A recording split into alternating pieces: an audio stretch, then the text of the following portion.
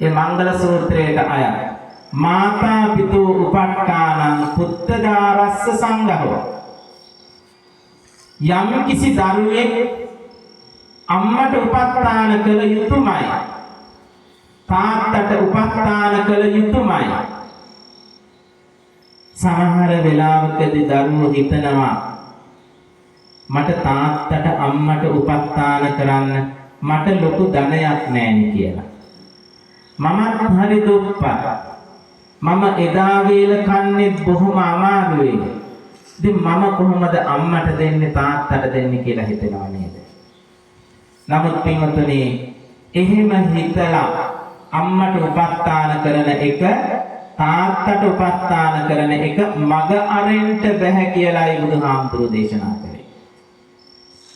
අම්මා තාත්තා දෙන්නට හොඳට ධනෙ තියෙනවා.